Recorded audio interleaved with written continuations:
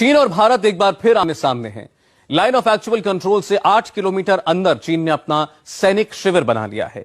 भारत ने चीन से बात करने की कोशिश की, लेकिन कोशिश नाकाम हो गई। अब लद्दाख की तरफ आर्मी की एक टुकड़ी रवाना हो रही है। 9 दिन हो गए। 9 दिन से चीन भारत की सीमा में बैठा है। लद्दाख की इन पहाड़ियों पर लाल सैनिक दिख रहे हैं। क्या चीन लद्दाख को भी छीन लेगा? 27 साल में ड्रैगन की ये सबसे बड़ी घुसपैठ है। ट्रक में बैठकर चीन के सैनिक भारत आए हैं। पहले 10 आए, फिर 20 और आए और लाल आर्मी ने भारत में टेंट लगा दिया। लद्दाख के इस ठंडे रेगिस्तान में हालात बहुत गर्म हैं। भारत और चीन की आर्मी की टुकड़ी एक दूसरे से बस 300 मीटर की दूरी पर खड़ी है। चीन है कि मानता नहीं। 2 बार चीन से बात हो चुकी है, दोनों बार बातचीत फेल हो गई। अब आर या पार के हालात हैं। Our government will take every step to protect the national integrity of the country. That is what I told Delhi. I repeat that now. At the same time, negotiations are going on at various levels to resolve the issue peacefully. At this stage, don't ask me further things. I don't want to say anything. Thank you. चीन ने जमीन छोड़ने से इनकार कर दिया है। भारतीय आर्मी के 2 गश्ती दल पहले ही पहुंच चुके हैं। अब सेना की एक और टुकड़ी को भेजने का फैसला हुआ है। भारत के रक्षा मंत्री बीजिंग जाने वाले थे और चीन के प्रधानमंत्री अगले महीने भारत आने वाले थे। अब यह यात्रा मुश्किल लग रही है।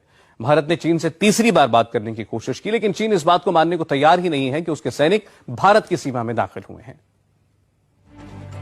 9 दिन पहले 15 अप्रैल 2013 का वो दिन था। लद्दाख के दौलत बेग ओल्डी में एक टेंट दिखा और इस टेंट में बैठे थे चीनी सैनिक। भारत में घुसकर बॉर्डर चीन की आर्मी ने अपना एक शिविर बना लिया था। ये खबर लद्दाख से दिल्ली पहुंची। भारतीय सेना में लद्दाख स्काउट्स को पहाड़ी युद्ध में महारत हासिल है। इसकी एक टुकड़ी को दौलत बेग ओल्डी सेक्टर भेजा जा चुका था। अगले ही दिन 16 अप्रैल को विदेश मंत्रालय ने चीन से बात शुरू की।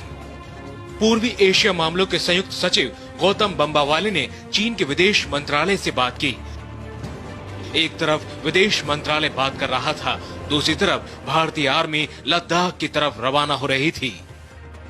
17 अप्रैल को भारतीय फौजियों का दूसरा गश्ती दल भेजा गया। भारतीय आर्मी की इस टुकड़ी ने दौलत बेग ओल्डी चीनी आर्मी को बैनर दिखाया। इसे बैनर ड्रिल कहा जाता है। बैनर ड्रिल में भारतीय आर्मी के गश्ती दल ने चीनी आर्मी से कहा कि आप हमारे इलाके में हैं। अच्छा होगा आप वापस लौट जाएं, क्योंकि हम भी वापस लौट रहे हैं। बैनर ड्रिल का असर चीन पर नहीं पड़ा। 18 अप्रैल को चीन ने अपने सैनिकों की तादाद बढ़ा दी। भारतीय सेना के पुत्र से कैंप के पास चीनी सेना की टेंट में पीएलए फौजियों की तादाद बढ़कर 30 हो गई। एक तरफ चीन घुसपैठ बढ़ा रहा था, दूसरी तरफ बातचीत भी फेल हो गई। भारत और चीनी अफसरों के बीच फ्लैग मीटिंग हुई, लेकिन कुछ नहीं हुआ। उसमें पूर्ण रूप से हम संतुष्ट नहीं हैं कि जो कार्रवाई हो रही है उस कार्रवाई से एक जो समस्या उत्पन्न हुई है उसका समाधान स्पष्ट रूप से आए। तो अभी हम संतुष्ट नहीं हैं, लेकिन अभी चर्चा में है, बातचीत चल रही है। तो ऐसा नहीं है कि इसको लेकर कोई विशेष चिंता इस समय व्यक्त करने की आवश्यकता है। दिल्ली में विदेश सचिव रंजन मथाई ने चीन के राजदूत वेई वेई को बुलाया और कहा चीन अपने सैनिकों को वापस बुला ले। 19 से 21 अप्रैल तक चीन टस से मस नहीं हुआ।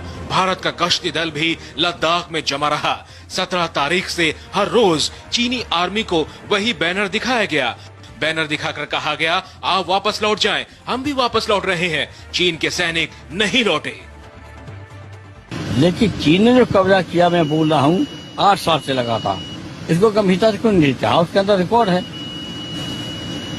ये क्या मुद्दा? ये मुद्दा तो जांच हो जाएगी, पड़ताल हो जाएगी, कौन फंसता कौन बचता। सीमा पे कब्जा हो रहा है। अब आई 22 अप्रैल की तारीख।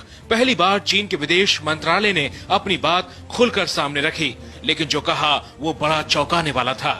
चीन ने कैमरे पर कहा, चीनी आर्मी के गश्ती दल ने वास्तविक नियंत्रण रेखा को नहीं तोड़ा है, भारत में घुसपैठ नहीं हुई है। ये चीन का झूठ था।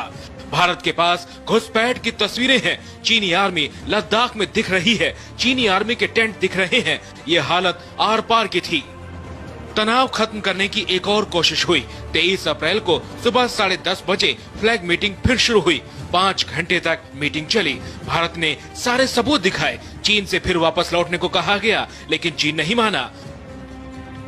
दूसरी फ्लैग मीटिंग भी फेल हो गई। इस मुद्दे को उठाना चाहिए, क्योंकि ये बार बार होता है। अरुणाचल में कभी करते हैं, कभी लद्दाख में करते हैं, कभी पेपर वीसा देते हैं, कभी, और पूरे भारत के आसपास के सभी देशों में अपना प्रभाव बढ़ाने का भी चाइना जिस तरह से प्रयास कर रहा है, तो ये सारी घटनाओं को एक साथ समूचे रूप में देखना चाहिए। और इसलिए तुरंत चीन की सेना जहां घुसपैठ की है, उन्होंने वहां से हटे। इसके लिए सारे कदम, सार्थक कदम उठाने चाहिए। तनाव के हालात में एक और बड़ी बात हुई।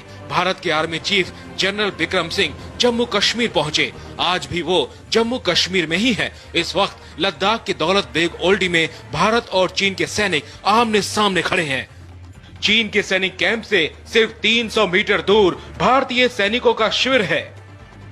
मंजूर मीर, इंडिया टीवी, लद्दाख। लेह से 183 किलोमीटर और कारगिल से 283 किलोमीटर दूर चीन और भारत के सैनिक इस वक्त खड़े हैं। सूत्रों से खबर मिल रही है कि चीन ने भारत के सामने शर्त रखी है। चीन ने भारत से कहा है कि उसके सैनिक लौट सकते हैं, लेकिन भारत को यह मानना होगा कि यह घुसपैठ नहीं थी।